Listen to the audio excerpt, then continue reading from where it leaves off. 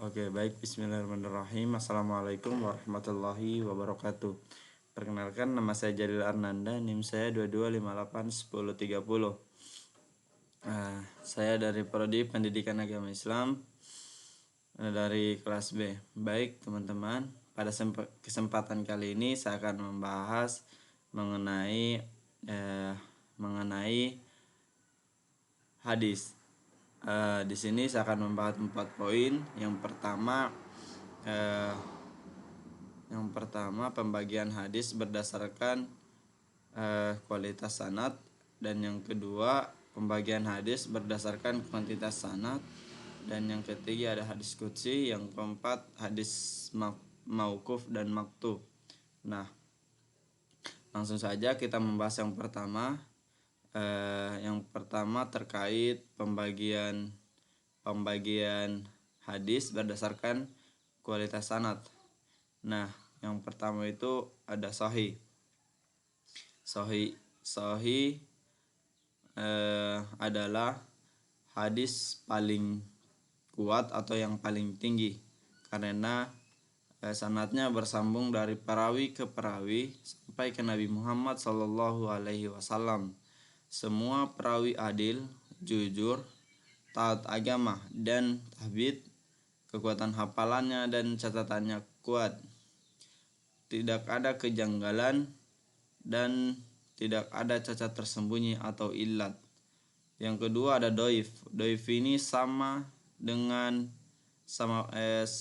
hampir sama dengan sahih.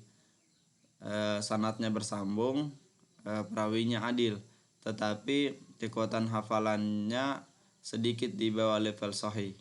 Terus ada doif. Doif ini tidak sama sekali memenuhi syarat di atas. Bisa karena sanadnya terputus, ada perawi yang tidak disebutkan atau yang hilang, atau perawinya yang bermasalah, apakah ia pendusta, pelupa, dan lain sebagainya. Nah, itulah dia penjelasan mengenai poin pertama.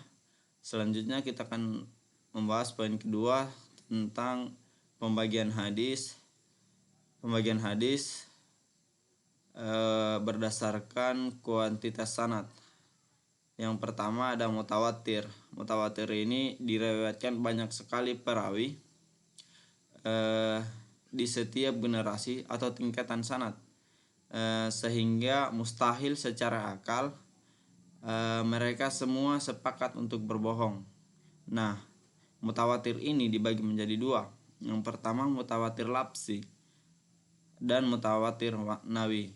Mutawatir lapsi yaitu redaksi atau lafaznya sama persis di semua jalur. Yang kedua mutawatir maknawi. Lafaznya beda-beda tetapi maknanya sama. Yang terus ada ahad. Ahad tidak sampai di level mutawatir. Ini dibagi lagi jadi masyhur, minimal 3 perawi di tiap tingkatan. Aziz minimal 2 dan gharib minimal 1 perawi. Nah, terus soal sanad.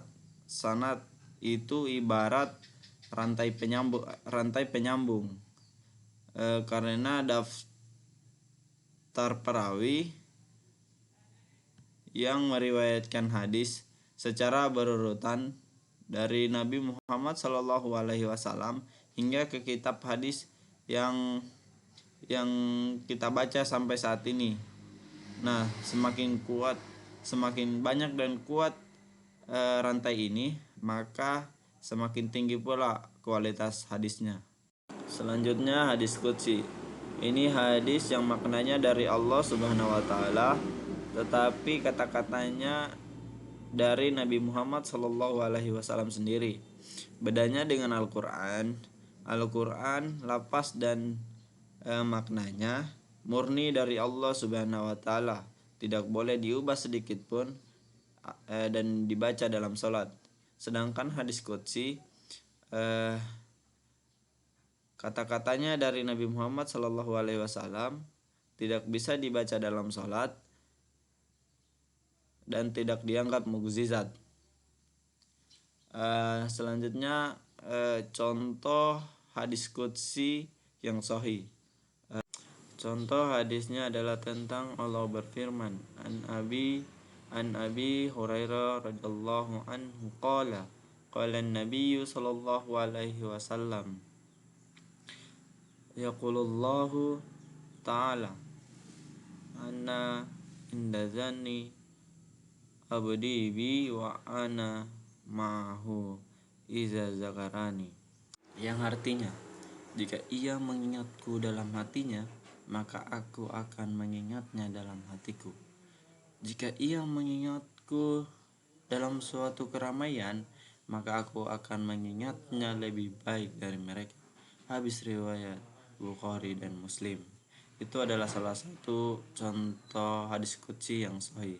Selanjutnya mari kita berpindah di poin keempat, yaitu hadis mauquf dan maqtu. Yang pertama yaitu mauquf.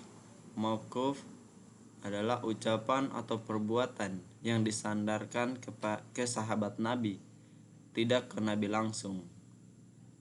Hukumnya tidak bisa dijadikan dalil hukum syar'i sendirian, karena itu hanya pendapat sahabat. Selanjutnya ada maqtu. Maqtu adalah ucapan atau perbuatan yang disandarkan ke tabi'in. Tabi'in itu adalah generasi setelah sahabat.